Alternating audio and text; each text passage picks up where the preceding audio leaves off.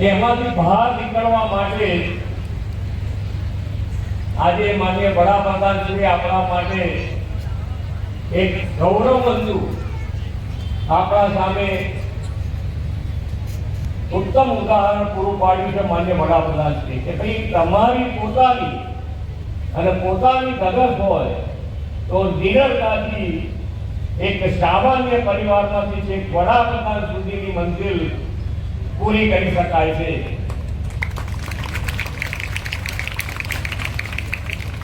અને નાનપણથી જ એમના ગુણ હતા નિડરતા, બધાને સાથે રાખવું। એક વિદ્યાર્થીનું એ વખતે ટિફિન નહોતો લાવતો, એનું પણ ઉદાહરણ છે કે ભાઈ એના માટે જ્યારે નરેન્દ્રભાઈ ભણતા હતા એ વખતે એમણે ક્લાસમાં દરેક વિદ્યાર્થી પાસેથી દરેકના ડબ્બામાંથી થોડું થોડું એ વિદ્યાર્થી માટે આપવાનું, એટલે એને પૂરેપૂરું ન્યાય મળે અને દરેક જણે આપ્યું છે એટલે બધા સાથે રહી શકાય, બધા એક સાથે રહીને આગળ વધી શકાય। એ ભાવ એ વખતથી હતો અને એ ભાવ સાથે જ આજે પણ જુઓ તમે તો સૌનો સાથ, સૌનો વિકાસ, સૌનો વિશ્વાસ અને સૌના પ્રયાસ કાર્ય મંત્રથી આજે ભારત દેશનું નામ વિશ્વમાં ઉજાગર કર્યું।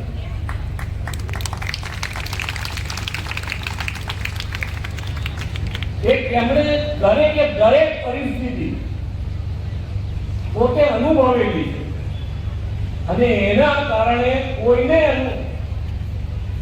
સરકારમાં બેઠા પછી નાનામાં નાના માણસને આજે આપણે એ ડ્રોપ આઉટ રેશિયો બે બાજુથી ફાયદા કર્યા।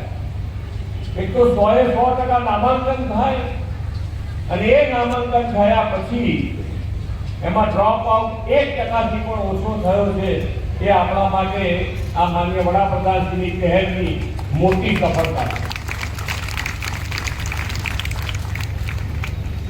ફિંગર ઉપરથી નજીક આપું જો લઈને બેઠો છું।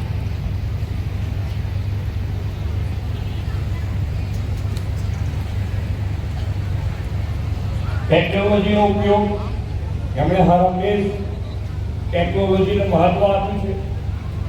ટેકનોલોજી આજે અહીંયા એક વાતનો બીજો પણ આનંદ છે કે 24 જેટલા વિદ્યાર્થીઓ કે જેમણે ડ્રોપ આઉટ કરીને નીકળી ગયા હતા એ લોકોને શોધીને ફરીથી નામાંકન કરાયું છે।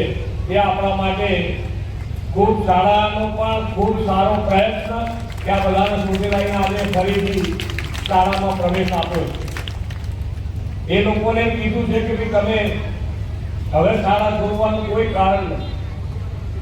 અહીંયાથી શિક્ષક મિત્રો બેઠા છે, બધા વાલીઓ પણ બેઠા છે। તો અત્યારે જ્યારે કોઈ પણ વિદ્યાર્થી 1 કે 2 દિવસ જો ઘરે રહે તો આ બેઠેલા શિક્ષક તમારા ઘર સુધી આવતા હશે અને એ ઘર સુધી આવવાનું કારણ શું? તો કે ભાઈ વિદ્યાર્થી કેમ નથી આવતો એની ચિંતા અને વાલી સાથે મળી અને એમના પ્રોબ્લેમને સોર્ટ આઉટ કરી અને વિદ્યાર્થી પાછો સ્કૂલે કેમ આવે એનો ખૂબ સારો પ્રયત્ન શિક્ષકો દ્વારા આજે કરવામાં આવે છે। માનનીય વડાપ્રધાનશ્રીના નેતૃત્વમાં ગુજરાત આગળ વધી રહ્યું છે। આજે અહીંયા આગળ ધંધા રોજગારની દ્રષ્ટિએ પણ ગુજરાત ખૂબ મોખરે છે। ગ્લોબલ ઇન્ડસ્ટ્રીઝ બધી અહીંયા ગુજરાતમાં આવી રહી છે અને આ બધા ડેવલપમેન્ટનો લાભ કોને મળવો જોઈએ?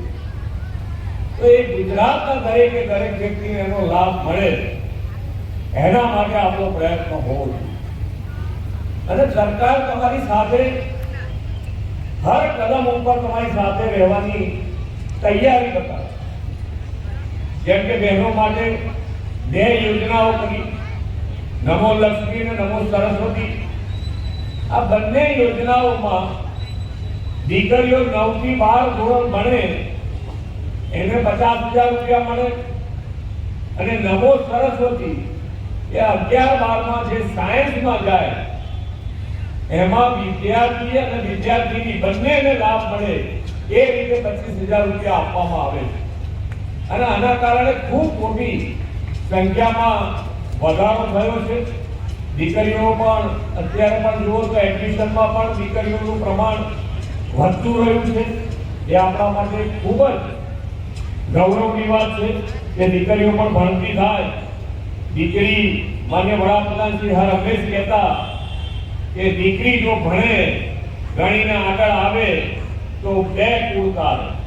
એટલે એના માતા પિતાનું એટલે શિક્ષણ માટે અને જેટલી બને એટલી દીકરીઓ આગળ આવે એના માટેનો હર હંમેશ માન્ય વડાપ્રધાનશ્રીના નેતૃત્વમાં ખૂબ સારો પ્રયત્ન આપણે કર્યો છે.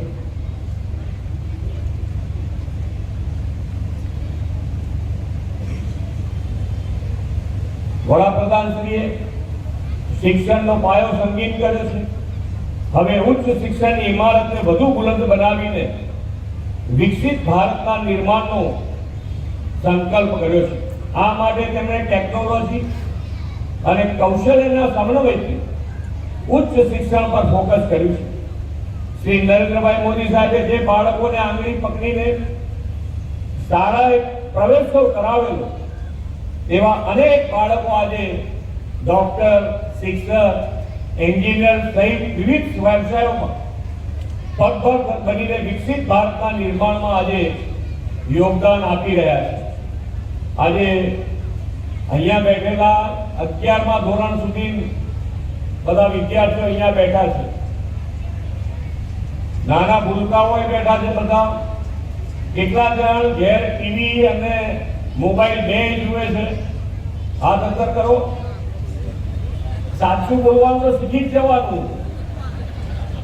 બધા હાથ અંદર નહીં કરે તો ખબર તો પડી જ જવાની. એવું કરી શકાય કે ના કરી શકાય? અહીંયા બોલો છો પછી મમ્મી પપ્પાને કાઢતા નથી તમે લોકો.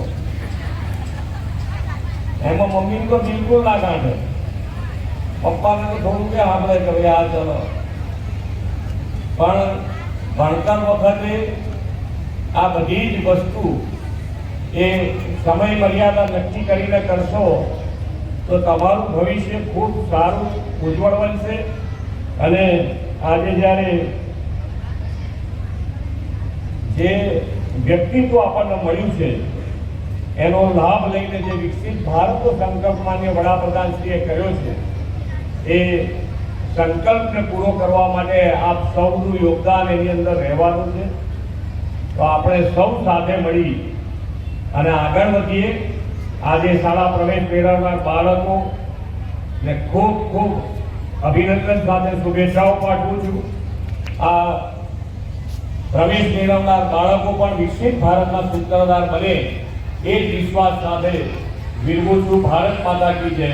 વંદે માતરમ. જય જય ગરવી ગુજરાત.